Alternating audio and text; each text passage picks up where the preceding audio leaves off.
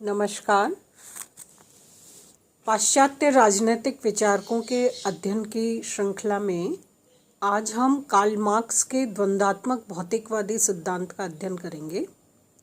जैसा कि विदित है, कार्ल मार्क्स वैज्ञानिक समाजवादी विचारक के रूप में विभिन्न आर्थिक, ऐतिहासिक और अनेक अन्य सिद्धांतों की, राजनीतिक सिद्धांतों की एक बिल्कुल भिन्न प्रकार से व्याख्या करते हैं और बहुत लॉजिकल, तार्किक आधार पर उसको निष्कर्ष के स्तर तक पहुंचाने का प्रयत्न करते हैं। कार्ल मार्क्स को द्वंद्वात्मक भौतिकवादी सिद्धांत की प्रेरणा संकेत के रूप में हीगल से प्राप्त हुई। हीगल ने जो मुख्य दोनों के द्वंद्वात्मक भौतिकवाद का जो मुख्य अंतर है वो है कि हीगल ने किसी भी प्रकार के द्वंद्व का मूल कारण विचार, आइडिया को माना था, जबकि कार्ल मार्क्स जो हैं वो द्वंद्वात्मक भौतिकवाद का आधार आर्थिक तत्व को, कारक को मानते हैं, भौतिकवादी तत्व को मानते हैं। कार्ल मार्क्स ने द्वंद्ववाद के आधार पर इतिहास की भौतिकवादी व्याख्या, इतिहास का परिवर्तन या अन्य भौतिकवादी दर्शन, वर्ग संघर्ष और साम्यवाद की स्थापना में सहायक विचार के रूप में उन्होंने द्वंद्ववादी सिद्धांत को प्रस्तुत किया। हम ये कह सकते हैं कि कार्ल मार्क्स के जो बाकी के सिद्धांत हैं, वर्ग संघर्ष, इतिहास की भौतिकवादी व्याख्या या समाजवादी, साम्यवादी राज्य की स्थापना, ये सारे सिद्धांत कहीं ना कहीं स्थापना और मजबूती के लिए द्वंद्ववादी अवधारणा पर ही आधारित है। और कार्ल मार्क्स इस संदर्भ में ये मानते हैं, भौतिकवादी संदर्भ में द्वंद्ववादी आधार पर ये मानते हैं कि भौतिक पदार्थ ही जगत का मूल आधार है। यानी विचार जो है वो ज़्यादा प्रमुख नहीं है जैसा हीगल मानते हैं। कार्ल मार्क्स भौतिकवादी तत्व को, पदार्थ को ही जगत का मूल आधार मानते हैं और इसके लिए वो द्वंद्ववाद के मुख्य 3 नियमों का उल्लेख करते हैं। पहला है विपरीतों की एकता और संघर्ष का नियम, जिसमें वो चुंबक के उत्तरी और दक्षिणी ध्रुव का उल्लेख करते हुए इसकी स्थापना करते हैं। और वो ये मानते हैं कि हर दूसरा सिद्धांत जो है इसका वो है मात्रात्मक से गुणात्मक परिवर्तन के रूपांतरण का सिद्धांत, जिसमें मार्क्स ये मानते हैं कि कोई भी परिवर्तन जब द्वंद्ववादी आधार पर होता है तो वो क्वालिटेटिव आधार पर बहुत ज़्यादा श्रेष्ठता का स्तर प्राप्त करता है। परिवर्तन यदि मात्रात्मक रूप में शुरू हुआ है, संख्यात्मक आधार पर, तो भी उसकी अंतिम परिणति जो है वो गुणात्मकता के रूप में होती है। और तीसरा नियम जो है वो कार्ल मार्क्स ने निषेध का नियम द्वंद्ववादी संदर्भ में प्रतिपादित किया है, जिसमें उनका जो उद्देश्य है वो ये है कि जब तक किसी तत्व के किसी भी विरोधी या किसी भी विचार में या किसी भी भौतिकवादी तत्व में संतुलन रहता है आंतरिक तत्वों में, तब तक उसमें किसी प्रकार का परिवर्तन नहीं होता। लेकिन जब एक तत्व प्रबल हो जाता है तो उसी व्यवस्था में, उसी भौतिकवादी तत्व में या विरोधी तत्व में एक प्रकार का संघर्ष उत्पन्न होता है जो आगे वृद्धि की तरफ अग्रसर होता हुआ गुणात्मक परिवर्तन का कारक बनता है। तो ये 3 मुख्य नियम हैं: विपरीतों की एकता और संघर्ष का नियम, निषेध का नियम और मात्रात्मक से गुणात्मक परिवर्तन की स्थापना का नियम। इन 3 नियमों के आधार पर द्वंद्ववादी सिद्धांत विकास करता है। इस प्रकार मार्क्स का जो द्वंद्ववादी सिद्धांत है वो इस समस्त चराचर जगत की सावयवी प्रवृत्ति के आधार पर अध्ययन के साथ ही जीवन की गतिशीलता को पढ़ने समझने का प्रयत्न भी कहा जाता है। इस द्वंद्ववादी सिद्धांत की जो विशेषताएं हैं उसमें पहला है कि द्वंद्वात्मक सिद्धांत प्राकृतिक सावयवी एकता को अभिव्यक्त करता है। मार्क्स ये मानता है कि प्रकृति अचानक एकत्रित की हुई वस्तुओं का संग्रह नहीं है, इनमें परस्पर निर्भरता का संबंध है और ये परस्पर निर्भरता का संबंध सावयवी सिद्धांत या सावयवी प्रवृत्ति की तरफ संकेत करता है। तो द्वंद्वात्मक सिद्धांत जो है उसका भी मूल आधार या उसकी जो अभिव्यक्ति है वो सावयविक एकता के रूप में अभिव्यक्त होती है। इस संदर्भ में मार्क्स का ये मानना है कि जब भी कोई परिवर्तन होता है, जब भी किसी प्रकार का बदलाव देखा जाता है, तो ये बदलाव किसी न किसी रूप में उस व्यवस्था में निहित तत्वों के इम्बैलेंस के कारण, असंतुलन के कारण, किसी एक तत्व के ज़्यादा बढ़ जाने या किसी तत्व के बहुत कम हो जाने के कारण उत्पन्न होता है। तो ये इन सभी तत्वों में ये कोई एकल प्रयास नहीं है, बल्कि सभी तत्वों में परस्पर निर्भरता का संबंध द्वंद्ववाद की अभिव्यक्ति को साकार करता है। वस्तुओं की गतिशीलता होती है ऐसा कार्ल मार्क्स मानते हैं। भौतिक पदार्थ गतिहीन नहीं है, उनमें एक स्थिरता नहीं है, उनमें गतिशीलता है। प्रकृति के प्रत्येक कण में गतिशीलता है ऐसा कार्ल मार्क्स मानते हैं और इसी गतिशीलता के कारण द्वंद्ववादी प्रक्रिया के रूप में के आधार पर जो बदलाव हैं वो साकार होते हैं और निषेध के रूप में जब तत्व प्रभावी होता है तो उसकी अभिव्यक्ति द्वंद्व के रूप में होती है। जब विपरीतों में एकता का सिद्धांत नियम जब प्रोमिनेंट हो जाता है, ज़्यादा प्रबल हो जाता है, तो उसकी अभिव्यक्ति द्वंद्व के रूप में होती है। और ये जो द्वंद्ववादी प्रक्रिया है ये संख्यात्मक आधार से आरंभ होकर गुणात्मक परिवर्तन के रूप में स्थापित होती है। तो वस्तुओं में प्रकृति का प्रत्येक कण गतिशील है ऐसा कार्ल मार्क्स मानते हैं। प्रकृति में, वस्तुओं में, भौतिक जगत में एक निरंतर गतिशीलता का गुण होता है और इसी कारण से द्वंद्ववादी आधार पर विकास का क्रम चलता है। इसके अतिरिक्त कार्ल मार्क्स ये मानते हैं कि पदार्थ जो है वो गतिशीलता के आधार पर विकासोन्मुख है, विकास की तरफ अग्रसर है। नवीन का निर्माण और प्राचीन का विनाश या उसका नष्ट होना एक प्रकार का विकास क्रम है। और मार्क्स ये मानते हैं कि क्योंकि प्रकृति का प्रत्येक कण गतिशील है और ये गति जो है वो विकास की तरफ, बदलाव की तरफ, परिवर्तन और प्रगति की तरफ अग्रसर होती है। तो नए सिद्धांत, नए विचार, नए तत्व निर्मित होते हैं और जो पुराने तत्व हैं वो धीरे धीरे समाप्त होते हैं। ये विकास का एक बहुत सरल, सहज और प्राकृतिक नियम है। इसके अतिरिक्त कार्ल मार्क्स द्वंद्वात्मक सिद्धांत के अंतर्गत ये भी मानते हैं कि जो भी पदार्थों में परिवर्तन होता है वो दो प्रकार का होता है, मात्रात्मक और गुणात्मक। मात्रात्मक परिवर्तन भी होता है जब संख्या में, विकास के क्रम में एक से अनेक हो जाते हैं, और गुणात्मक भी होता है जो उसकी प्रकृति और गुणों की श्रेष्ठता के क्रम में आगे से आगे प्रगति होती है। तो ये भौतिक पदार्थ जो हैं, जिसमें पहले कार्ल मार्क्स ये मानते हैं कि प्रकृति का प्रत्येक कण गतिशील है और ये विकास की तरफ उन्मुख है, ये परिवर्तन जो है वो कभी तो मात्रात्मक रूप में प्रत्यक्ष होता है और कभी गुणात्मक रूप में। यानी परिवर्तन के क्रम में जो निष्कर्ष है वो मात्रात्मक और गुणात्मक दोनों प्रकार के परिवर्तन की तरह से देखा जाता है।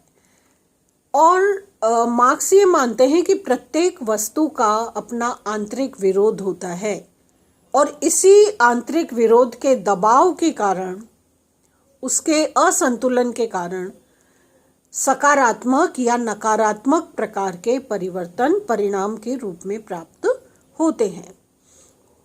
तो प्रत्येक वस्तु का अपना आंतरिक विरोध है। इसका मतलब ये हुआ कि किसी भी वस्तु का, किसी भी भौतिक तत्व का जो विकास होगा, उस विकास में बदलाव के क्रम का जो मूल आधार है विरोध के रूप में, वो उस भौतिक तत्व में अंतर्निहित है। और इसी अंतर्निहित तत्व के कारण सकारात्मक या नकारात्मक रूप में, संख्यात्मक या गुणात्मक रूप में विकास का क्रम जो है वो निरंतर जारी रहता है, गतिशील रहता है। और इस रूप में द्वंद्ववादी आधार जो है वो इस परिवर्तन का एक मूल रूप या मूल आधार बनता है। मार्क्स ये भी मानते हैं कि द्वंद्वात्मक भौतिकवाद से हम इस परिवर्तन को पहचान सकते हैं, इस परिवर्तन को प्रमाणित कर सकते हैं, इस बदलाव को एक प्रकार से समझ सकते हैं। मार्क्स ये मानता है कि द्वंद्वात्मक भौतिकवाद से ही पूंजीवादी शोषक समाज के स्थान पर साम्यवादी समाज की स्थापना भी हो सकती है। जैसा हमने पूर्व में देखा कि कार्ल मार्क्स ने अपने अन्य सिद्धांतों की स्थापना के लिए भी एक प्रमुख आधार के रूप में द्वंद्ववादी सिद्धांत को स्वीकार किया है। तो मार्क्स ये मानते हैं कि ये द्वंद्ववादी सिद्धांत जो है वो पूंजीवादी शोषण की प्रक्रिया से मुक्त करके साम्यवादी समाज की न्याय युक्त व्यवस्था की स्थापना में भी सहायक है।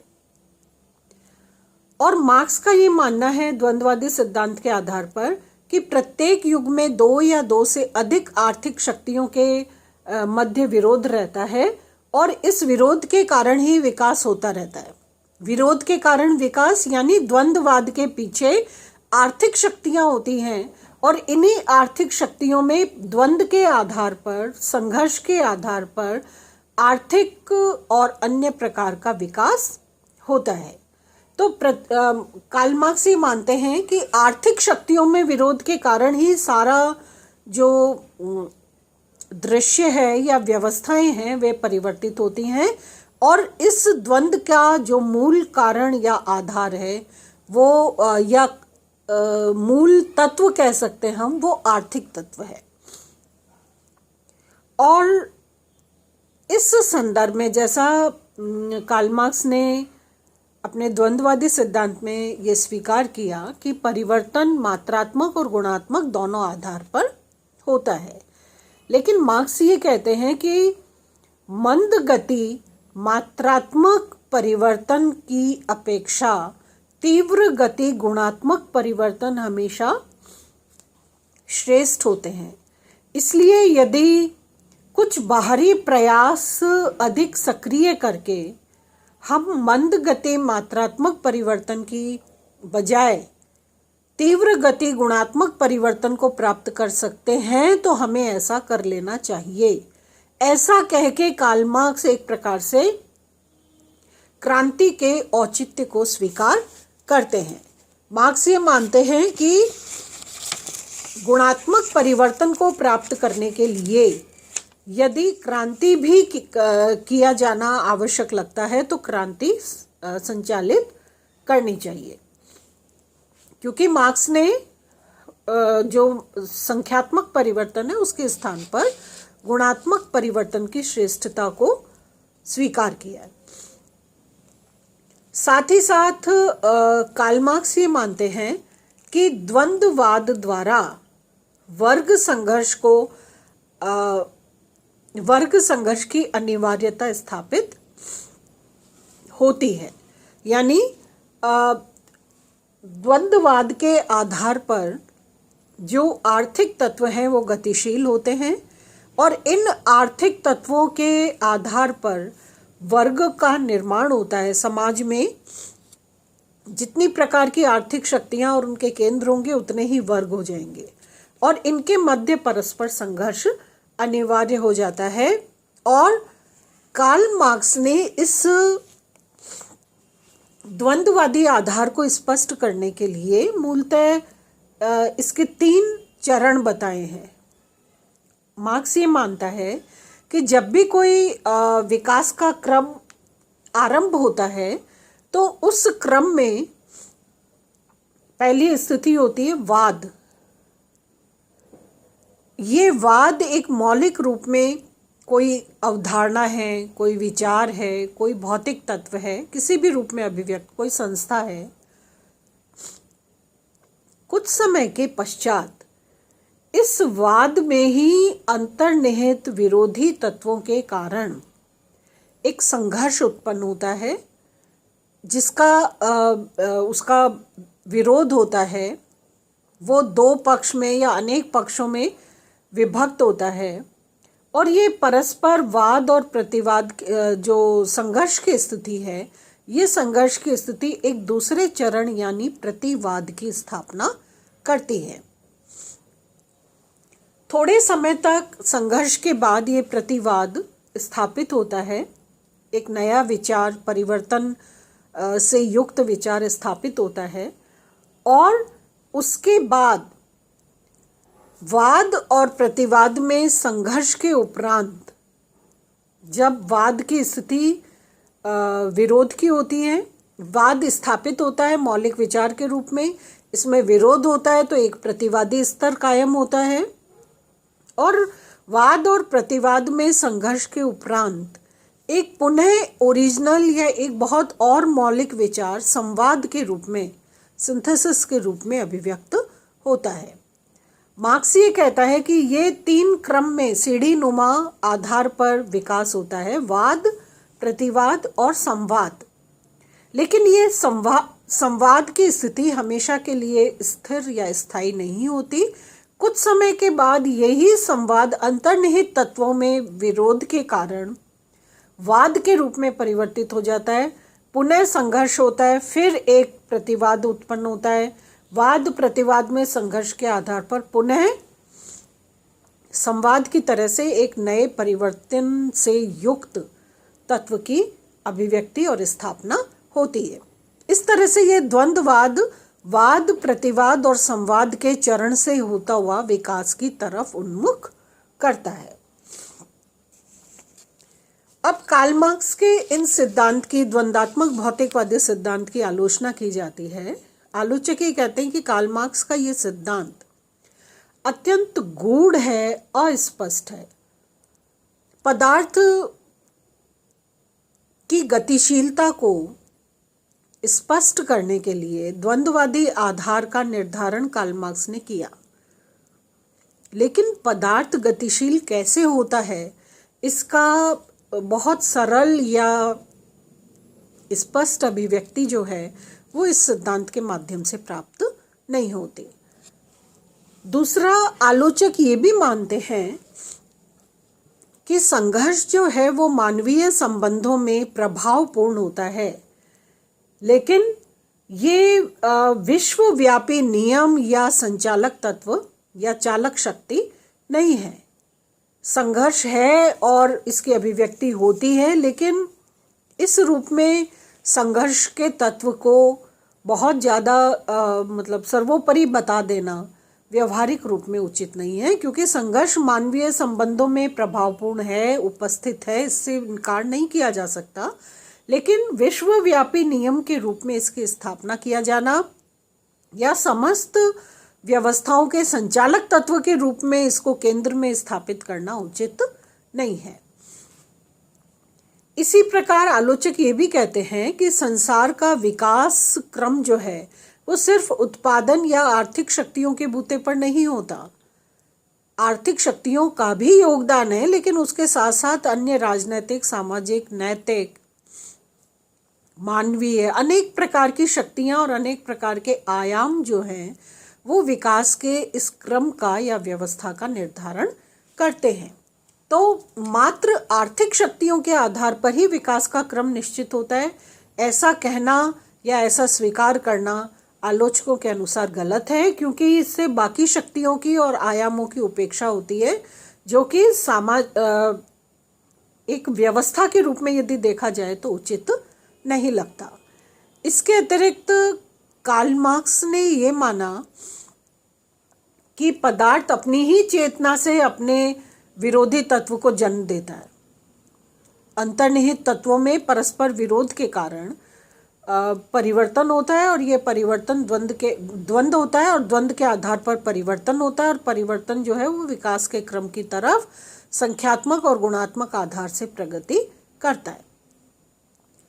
कार्ल मार्क्स का ये मानना कि पदार्थ अपनी ही चेतना से अपने विरोधी को जन्म देता है, ये गलत है। आलोचक ये कहते हैं कि बाहरी तत्वों का भी प्रभाव होता है।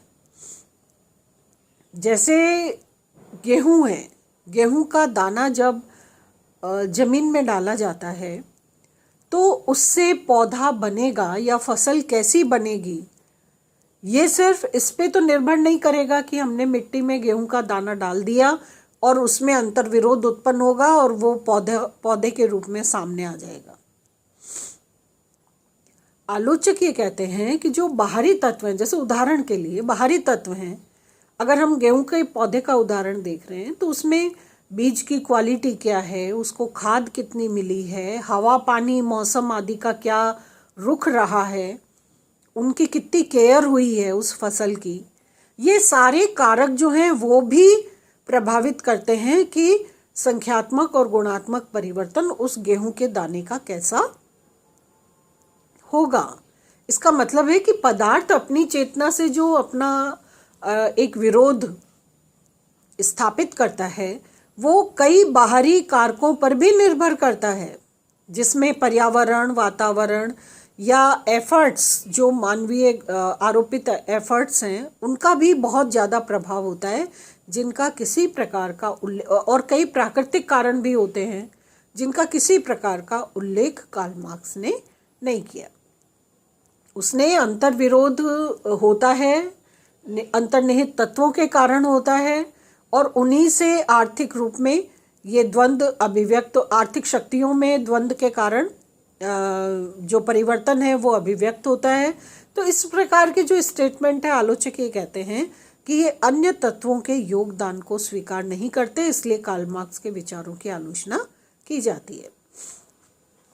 फिर मार्क्स ने ये भी माना है कि मंद गति मात्रात्मक की अपेक्षा तीव्र गति गुणात्मक परिवर्तन श्रेष्ठ है, इसलिए वो इस द्वंद्ववादी परिवर्तन की प्रक्रिया के क्रम में सिद्धांत में क्रांति का समर्थन भी करते हैं। और आलोचक ये कहते हैं कि क्रांति ही विकास का माध्यम नहीं है, गुणात्मक परिवर्तन के लिए अन्य प्रयास भी किए जा सकते हैं जिनकी तरफ कार्ल मार्क्स ने ध्यान नहीं दिया। मार्क्स का जो भटकाव है वो विरोधी विचारों में ज़्यादा रहा है, ऐसा आलोचक मानते हैं। उन्होंने सकारात्मकता की तरफ विशेष ध्यान नहीं दिया, बल्कि विरोधी विचारों में ही उनके विचारों का भटकाव आलोचकों के अनुसार अधिक दिखाई देता है। फिर आलोचक ये भी कहते हैं कि जैसे कार्ल मार्क्स ने ये कहा कि पूंजीवादी शोषण से मुक्त होकर एक साम्यवादी समाज की न्याययुक्त स्थापना जो है वो द्वंद्ववादी आधार पर कायम होगी। अब आलोचक ये कहते हैं कि ये साम्यवादी समाज की स्थापना जब हो जाएगी तो द्वंद्ववाद का रुकना संभव कैसे होगा, जब ये पदार्थ में अंतर्निहित गुण के आधार पर स्थापित प्रक्रिया है, जब प्रत्येक पदार्थ अपनी चेतना से अपने अंतर्निहित तत्वों के आधार पर अपना विरोधी स्थापित करता है, तो फिर ये द्वंद्ववाद का विकास कैसे रुकेगा। साम्यवादी समाज की स्थापना होते ही द्वंद्ववाद का विकास रुक जाएगा, ये बड़ा इलॉजिकल सा है, अतार्किक प्रकार का है और आलोचक इसका समर्थन नहीं करते। फिर आलोचक ये भी कहते हैं कि कार्ल मार्क्स ने आत्म तत्वों की उपेक्षा की है। जो वैल्यूज़ वाले तत्व हैं, जो मानवीय कारक हैं, जो आत्मिक कारक हैं, आत्म तत्व, एक व्यक्ति का जो सेल्फ है, इनकी घोर उपेक्षा की है। उसने सारे दर्शन को सिर्फ अर्थ शक्ति पर, आर्थिक तत्व पर आधारित कर दिया है। इसलिए आलोचकों के अनुसार कि कार्ल मार्क्स ने प्रमाणों की बजाय दृष्टांतों पर, उदाहरणों पर ज़्यादा ध्यान दिया है और उसके उदाहरण जो हैं वो किसी भी रूप में अपने व्यक्तिगत हो सकते हैं, अपनी रुचि के अनुसार हो सकते हैं, लेकिन वो शाश्वत होंगे ऐसा कहना उचित नहीं है। तो आलोचक ये कहते हैं कि अगर वो कोई प्रमाण के आधार पर ऐसी बात करें, द्वंद्ववादी आधार की, तो उसको तार्किक आधार पर मान्यता दी जा सकती है, लेकिन उसमें प्रमाणों की बजाय दृष्टांत या उदाहरण अधिक परिलक्षित होते हैं। इसलिए आलोचक कार्ल मार्क्स के द्वंद्ववादी आधार की आलोचना करते हैं। वाद प्रतिवाद संवाद के रूप में द्वंद्ववादी विकास का जो आधार 3 नियमों के रूप में निषेध का नियम है, या विपरीतों के प्रति एकता का नियम है, या मात्रात्मक गुणात्मक परिवर्तन वाला जो नियम है, इसके आधार पर जिस प्रकार की अभिव्यक्ति द्वंद्ववादी सिद्धांत के रूप में कार्ल मार्क्स ने की, वो ऊपरी सतही तौर पर हमें लगता है कि एक बहुत परफेक्ट थ्योरी है विकास को समझने के लिए।